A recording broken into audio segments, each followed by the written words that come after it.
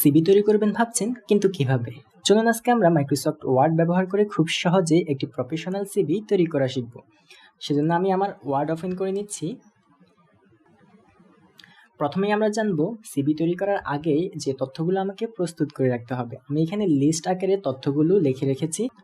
১ নং ব্যক্তিগত তথ্য, আপনার নাম, ফোন নম্বর, ইমেইল, ঠিকানা, এই বিষয়গুলো আপনাকে আগে থেকে রেডি করে রাখতে হবে। কেরিয়ার অবজেক্টিভ, শিক্ষাগত যোগ্যতা, কাজের অভিজ্ঞতা, দক্ষতা, ট্রেনিং, রেফারেন্স, এই তথ্যগুলো আপনাকে সিভি তৈরি করার আগেই প্রস্তুত করে রাখতে হবে। চলুন আমরা এখন একটি সিভি ক্রিয়েট করব। সেজন্য আমরা বাম পাশে উপরে ফাইল ট্যাবে চলে যাচ্ছি। এখান থেকে আমরা নিউতে ক্লিক করব। ডান পাশে একটু স্ক্রল করে সার্চ বার পাবো। এখানে আমরা লিখব সিভি। সিভি লিখে সার্চ করছি। তো এখানে আপনি হিউজ পরিমাণ কিছু সিভি টেমপ্লেট পেয়ে যাবেন, অনেকগুলো। তো এখান থেকে আপনার যেই ডিজাইনের সিভি বা যে ডিজাইনের টেমপ্লেটটা আপনার চয়েস হবে সেটা আপনি কাস্টমাইজ করতে পারবেন। তো এখান থেকে আমি এই টেমপ্লেটটি নিচ্ছি। তো এটাকে কাস্টমাইজ করার জন্য আমি ক্রিয়েটে ক্লিক করব। এখানে আপনি চাইলে প্রত্যেকটা লাইন চেঞ্জ করতে পারবেন, আপনি আপনার মতো করে আপনার পিকচার চেঞ্জ করতে পারবেন। তো এখানে এই পিকচারটি চেঞ্জ করে আমি আমার পিকচার বসাবো। সেজন্য আমি চলে যাচ্ছি ইনসার্ট ট্যাবে। এখান থেকে পিকচার,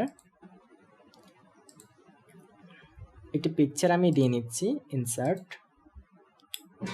এই পিকচারটিকে ইন ফ্রন্ট অফ টেক্সট করে নিচ্ছি।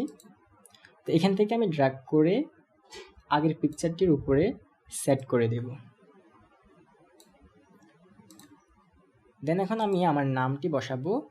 ইউর নেম, এটি কেটে আমার নাম বসিয়ে দিচ্ছি।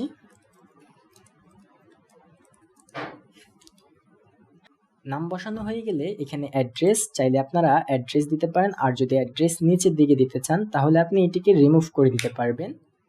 তো এখানে যে বিষয়টি আপনার প্রয়োজন নেই সেটাকে আপনি চাইলে রিমুভ করতে পারবেন। আবার চাইলে এই লেখাগুলোর কালার, ডিজাইন চেঞ্জ করে নিতে পারবেন।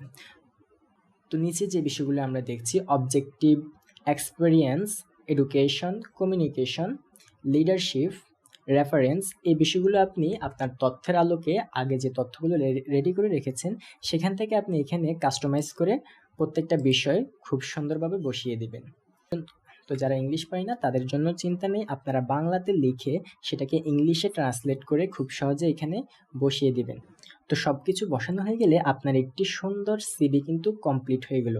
আপনি এটাকে এখন চাইলে ফাইল আকারেও সেভ করতে পারেন অথবা কন্ট্রোল-V দিয়ে প্রিন্ট করে নিতে পারবেন খুব সহজেই।